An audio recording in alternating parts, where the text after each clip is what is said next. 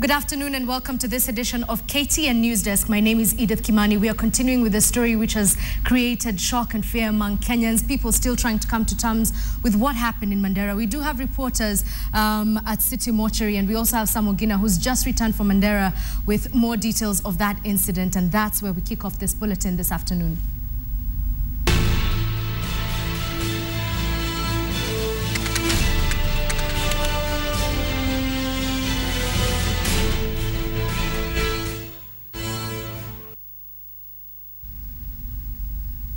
Well, we do know that at the City Mortuary, officials are due to begin a post-mortem examination of the bodies from Mandera, from the Mandera massacre. Now, the families will be allowed to pick the bodies for burial only after autopsies have been carried out. And earlier today, former Prime Minister Raila Odinga, who visited the mortuary, called for an overhaul of the security system to stop the wave of killings across the country. Let's now bring in Sharon Momanyi, who is at the Chiromo Mortuary.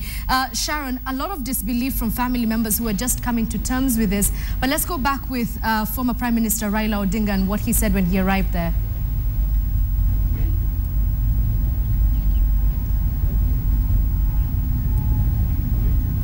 Sharon, are you able to hear me? Sharon Momanyi. Good afternoon, Edith. Sharon, if you can hear me, I just asked... We are coming to you live from the Chiromo Mortuary here in Nairobi, where the bodies of those who are... I don't know if you can hear me, Edith. I can hear you clearly. Please go on, Sharon. Okay, we are coming from the Chiromo Mortuary, where the bodies of those who were killed during the Mandera massacre are being preserved. As we speak, Edith, families and friends are still streaming in, some to identify whether indeed the bodies that lie here belong to their loved ones. It is a very emotional mood here on the ground. I don't know if you can hear, but there are screams and wails from behind me as the families and friends are trying to come to terms with the death of their loved ones, and in such a horrifying kind of manner. And earlier on, opposition leader Raila Odinga had come to console with the members, the family members, having no kind words for the government, saying that they need to give proof with the message that they gave yesterday that 100 Al-Shabaab militants had been killed pursuant to the attack. But even as they see that, the families here have other than the sadness, they are very angry that they had to lose their loved ones just so that a message is passed across. And the question they're asking is really just how many more innocent lives have to be lost in such cases? And are we at a place where we have no security at all in the country? So the families here are really angry, Edith, and they're really sad. And right now, officials have just kick-started the post-mortem process, and they say that by the end of the day, we shall have the results of the post-mortem, Edith. Sharon, I know you can hear me and there's a slight delay, but you did say that 11 of the 28 who were killed were actually from Kakamega County. Are there any arrangements being made to transport those bodies? Mm-hmm. Yes, Kakamega Governor Wycliffe Oparanya accompanied Raila Odinga here in the morning, and with the knowledge that 11 of those who died came from the county government has promised the family members that they will cater for the transport costs for the families, and they have arranged to do this next week on Wednesday. That will be the 3rd of December, where the bodies of those 11 that come from Kakamega County will be transported by the county back to Kakamega County. Sharon, as we were speaking earlier, you did say that you had managed to speak to some of the family members, the bereaved. I'm just curious to know how they're getting through this. It's all over the media. It's a constant reminder. And today they've seen the visual representation of their loss. Mm-hmm. Mm-hmm. As I mentioned, Edith, it is a very, very emotional period right now. It's indeed even difficult for us to speak to some of the family members here because they're just trying to come to terms with the death, because it's a really shocking and a rather difficult moment for them, as can be understood. But some of them who spoke to us say that they want justice to be delivered. And not just that, but they want to be assured that they are not in danger, that Kenyans in general can be able to walk safely from any cross of the country. Because in the recent past, there have been several cases of insecurity, several cases, tens of lives lost in such incidents. And just speaking even on behalf of other Kenyans, that are we going to be in a place where we can feel safe soon? That is the message that they are bringing up. All right, Sharon Momanyi from City Mortuary describing a rather painful scene where family members have gone to view the bodies of their loved ones after that attack in Mandera. And of course, former Prime Minister Raila Odinga having no kind words for government, as Sharon so kindly put it, so well put it, saying that action needs to be taken and those responsible need to be brought to book. And that's where we take you now. Who is responsible and what has happened to them? Well, in Nairobi, the Kenya Defense Forces has released pictures, it says, shows the destruction of an Al-Shabaab camp inside Somalia. Yet, the government says the attack on the camp killed more than 100 Al-Shabaab fighters. But a statement which has been attributed to the Al-Shabaab and has been severely reported in international news channels claims all the militants who carried out the Mandera attack escaped to safety. Here's Betty Kialo with the details. These images from the KDF began making rounds on social media yesterday, alleging a successful ambush on an Al-Shabaab camp in Somalia. KDF says the Saturday assault left more than 100 Al-Shabaab fighters dead. The pictures suggest that the attack was targeted at the Gondondowe camp that is believed to harbor the militants who carried out the attack on Saturday. The release of the images came hours after Deputy President William Ruto hailed the KDF raid. 2 successful operations in the hideouts of the perpetrators of the Mandera executions were swiftly carried out across the border. Our retaliatory action left in its trail more than 100 fatalities. It also destroyed 4 technicals and the camp from which this crime was planned. However, in a statement by Sheikh Abdiaziz Abu Musab, Al-Shabaab's military spokesperson, the militants denied the claims that the KDF had a victorious assault, saying all those who took part in the attack were still alive and safe. Somalia's Islamist Al-Shabaab militants claimed responsibility for the attack on Saturday, in which gunmen butchered some 28 people, apparently selected on religious grounds. The government has vowed to continue with its military operations inside Somalia. Betty Kialo, KTN Newsdesk. Well, different people are reacting to this story in different ways, but in Mombasa, the Kenya Medical Practitioners and Dentists Union has called on its members working in Mandera to pull out immediately. Now, the union says the safety of the workers is no longer guaranteed following the Saturday attack, and Rita Tinina reports on that growing concern by professional bodies over insecurity in northern Kenya. As details of the gruesome attack in Mandera continued to trickle in, it emerged that many of the victims were public servants working in different government departments. Among them, 26-year-old Dennis Biesenyan Kemba, a clinical officer at the Mandera District Hospital, and 31-year-old Maurice Kilonzo, a pharmacist at the Takaba Hospital. Now, the Kenya Medical Practitioners and Dentists Union is moving to ensure the safety of its members. Whenever security deteriorates and there are injuries or casualties, it is the doctors and the healthcare workers in general who bear the brunt of it all, while they are not spared the spine-chilling tentacles of the insecurity. The union wants its members to stop working in Mandera and other areas considered unsafe. That the Doctors Union, KMPDU, strongly advises our members to pull out of Mandera and its environs immediately, where immediately means now and where now means right now, until such a time that their security, their general welfare will be assured. The move to recall its members comes only a day after the Kenya National Union of Teachers took the same move. NAT asked teachers in Northeastern not to report back to work when schools reopen. All teachers teaching in Northeastern, and they're not residents of Northeastern, don't go back.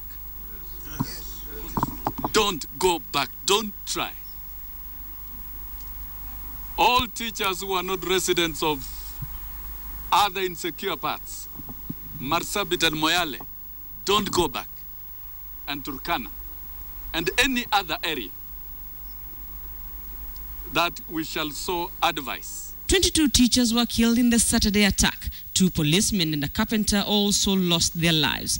28 people, 19 of them male and 9 female, were shot dead after they were ejected from a bus they were traveling in. The bus carrying at least 60 people was headed to Nairobi when it was attacked at Omar Jilo near the Kenya-Somalia border. The Somali militant group Al-Shabaab has since claimed it carried out the attack. Rita Tinina, KTN.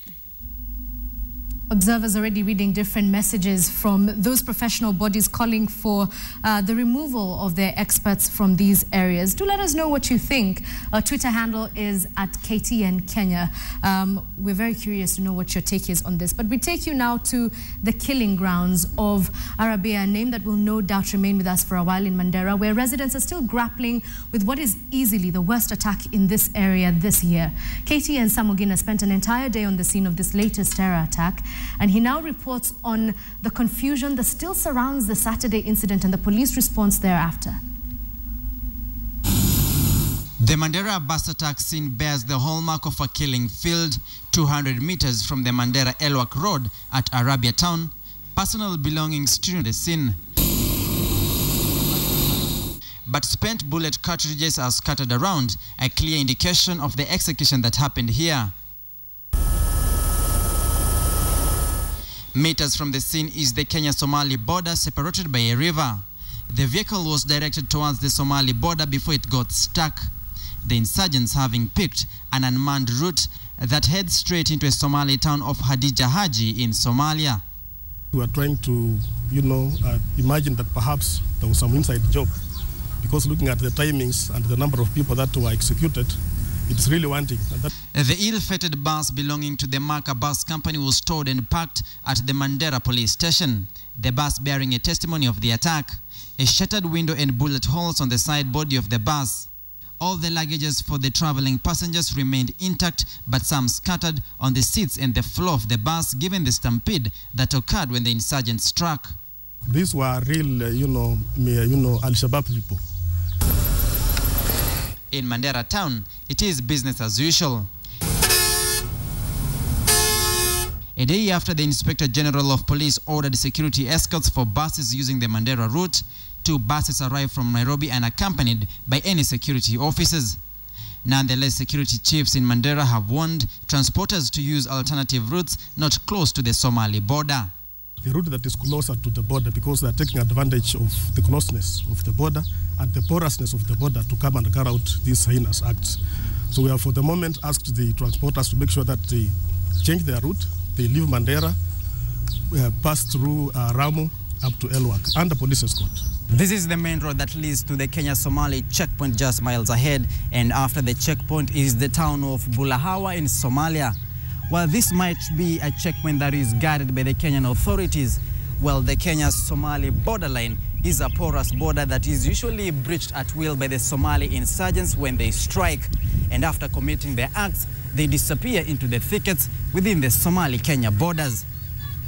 Samogina, KTN, at the Kenya-Somali border. Well, Samogina, who's just returned from the Kenya-Somali border, now joins us in studio with more details of that story. Very horrific.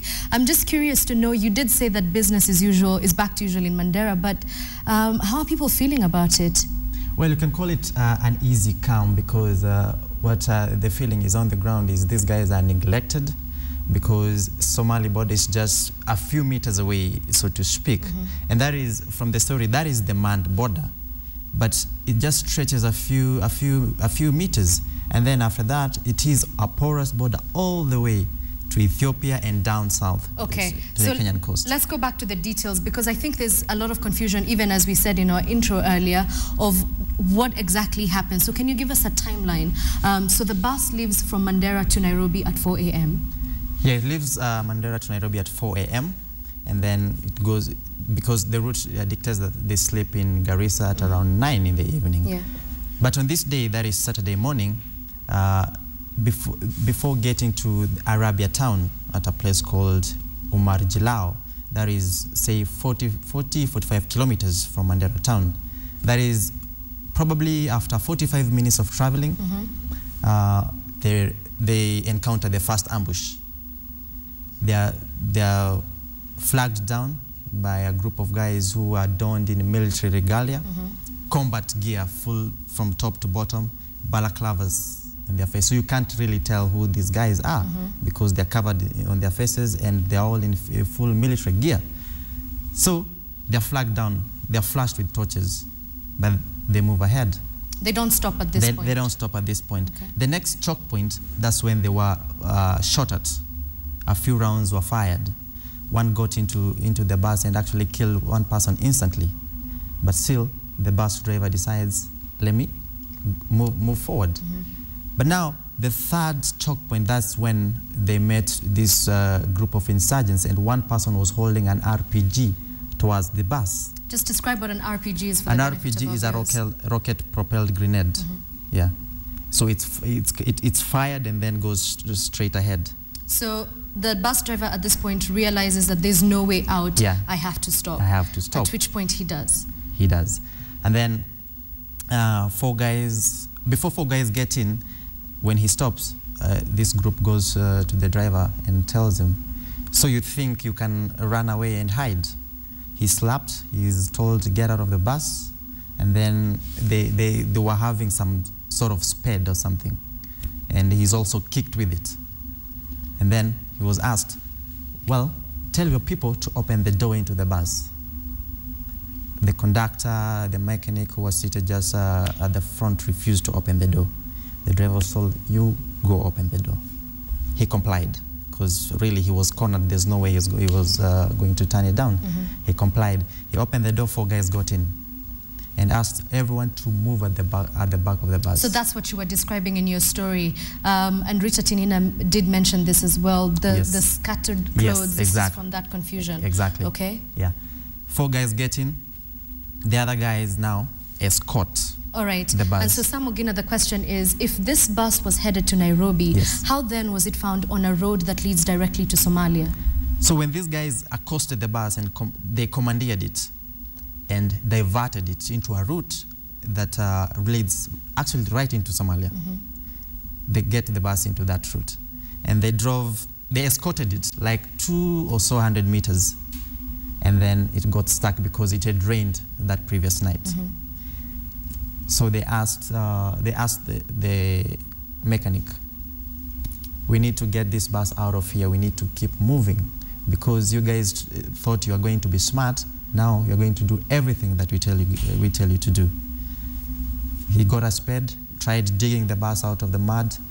The driver again started the bus, but he couldn't. So it spun, or rather spun, and looked towards the direction it was coming from. They insisted they want this bus out of the mud, but that couldn't happen at all. And at this point, this is when the worst happened. This is when the tragedy began. So, remember I told you there were 3 choke points. Yes. On the main road. There was another group on this particular diversion that they were being taken into. Now, it had now arrived at the scene. So a fourth group of armed militants. Yes. So in total, how many attackers do the witnesses say there were? Well, the witnesses say it was dark, but they give a rough figure. Some say 14. The person I spoke to said there were around 50. So obviously a lot of confusion. It's dark, they're scared. So they couldn't give the exact number of attackers or insurgents who were at the scene. Okay. But they say there were just many. And the details that Sam Ogina is about to describe from this point on are very horrific. So we do advise that if you don't think you can take them, this would be a good point to walk away from your TV screen. But at this point, the militants decide that they've pretty much, they're done with the victims. What I think the militant strategy was to get this bus cross the Kenya-Somali border into Somalia. But now it is stuck, it's not moving. The fourth group has arrived. So they said, okay, we are wasting time, we don't have enough time. Let's just finish our business here. And that's when they started. They asked women first to come out of the bus. The women came out. They were now selected according to their faith. You'll be looked at using a spotlight because it was dark. If they thought you were Christian or something, they'll tell you to move to a different section. Based on nothing else but your physical appearance? Physical appearance. Okay. Yeah, that's what they did. After they were done with the women, they called the men out. Same procedure. After now the selection based on appearance, there was one who was speaking fluent Swahili. One of the attackers? One of the attackers. He asked, and who among you here is Muslim? Two guys rose up and they were asked, how many prayers are there in the morning and in the evening? They answered correctly. Mm-hmm. They were told, I'm sorry guys, you don't belong to that group, move to this other side. Mm-hmm. So this group of 28 that now remained, they were told, move at the front of the bus. They complied. They were told to lie down. So in this confusion, one person said, I'm not going to die watching. He took off and ran into the bush. Do we know what happened to him? Did he survive?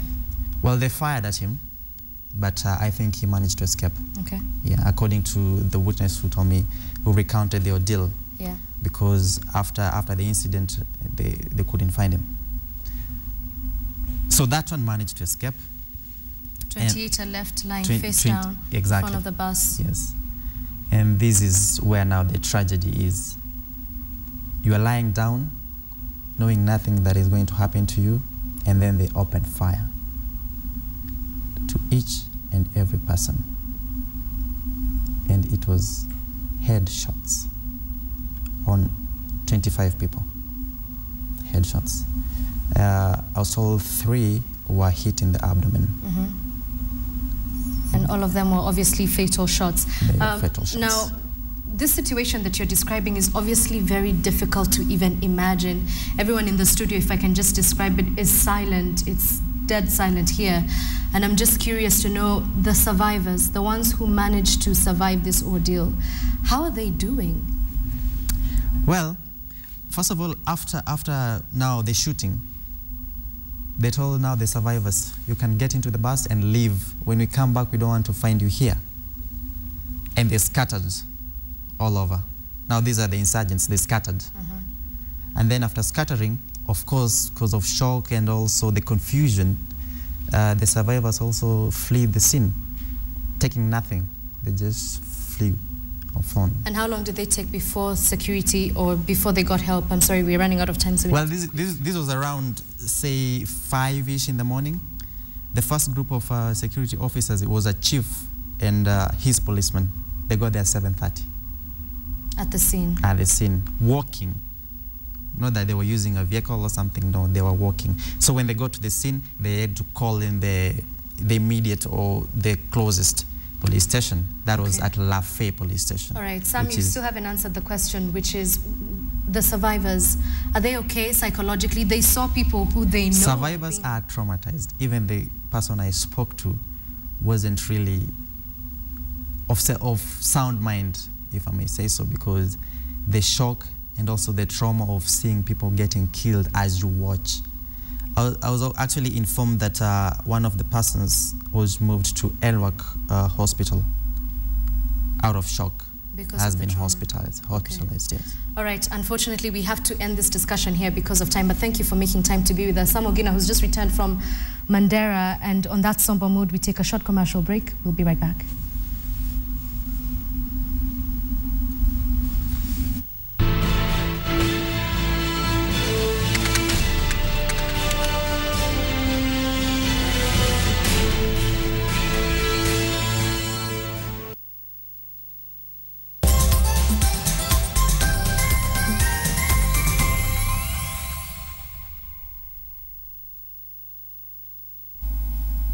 And welcome back to KTN Newsdesk. I'm Michael Karanja.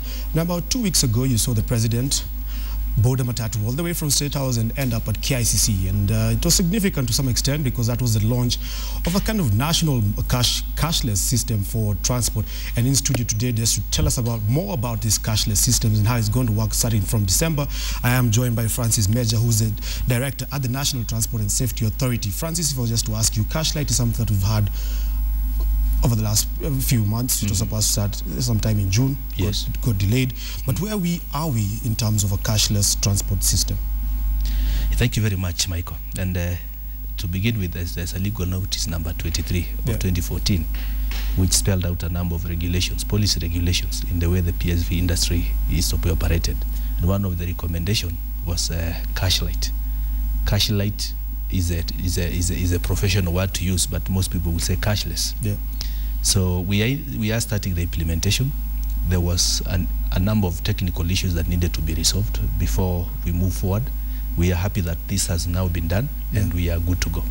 In terms of those technical challenges, I guess it strives for, right here I can see you have a card, which is a Beba Pay for KCB. Yes, this is but just what one. was being launched was one by Safaricom. We also know that National Bank wants in it.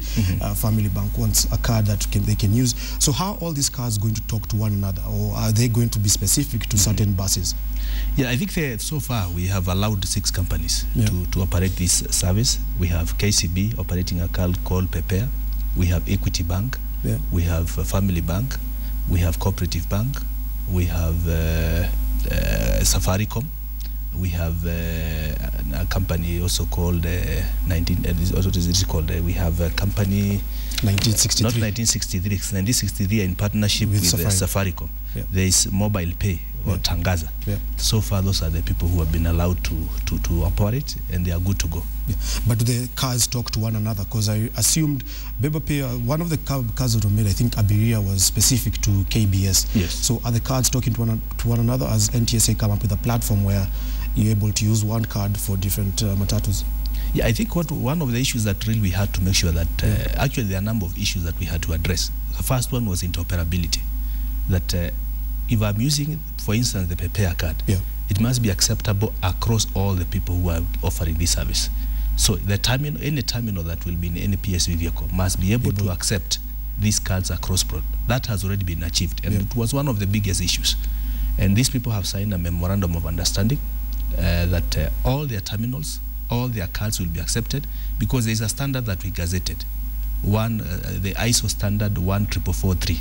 All the cards must conform to that standard. The other issue that we wanted to address is the issue of convenience, so that you don't have various terminals in various matatus. You go to a matatu, you have 3 or 4 terminals. So it is not convenient. The other issue we wanted to deal with is the issue of settlement. After I tap my card and value has been moved from my card, at what stage does it hit the operator's account? The other issue is the issue of receipt. We needed to produce a receipt on every transaction so that there is evidence of payment. The other issue is security of the card itself. A number of players. How secure are people's funds on the card? How secure are they, and how secure is the card itself? The standards which were adapted was just to guarantee some of these things. And finally, the issue of availability. Sometimes you can be an offline situation. Maybe network is not available. That needs to be addressed. All right. First, if I just ask you a two-pronged question as we just wind up. December 1st, we've already seen it being forwarded from June to December. How sure are we going to start in December? Then in terms of just the whole national transport issue, are you coming up with a policy that will be able to streamline this sector? Yes. Obviously, the December deadline is still there. We are happy now that most of the operators are already prepared. They've started issuing the terminals, they've started issuing the cards, and we'll be seeing a lot of activity going forward. My appeal to the public is that to avoid being inconvenienced, especially during the festive period, make sure that you have your card. And to the PSV operators, I know this is a peak season for them. Make sure that you get these gadgets before the deadline comes. So that's the message we are sending. But in terms of the reforms in the industry, there is a lot more that we are trying to achieve by removing cash from the system itself. All right. Yes. Thank you very much. That has been Francis Major, the Director for the National Transport Safety Authority. He's telling us more about this cashless system that's supposed to kick out from Monday, December 1st. Now, Edith, what's happening from the sports front? Well, Karanja, an afternoon where we found out the Kenya Defense Forces has released pictures, it says, shows destruction sites where the Al-Shabaab had a camp in Somalia. And also on a day where in Mombasa, KMPDU asked its staff to leave northeastern province, claiming that it was very insecure. My name is Edith Kimani. Good afternoon.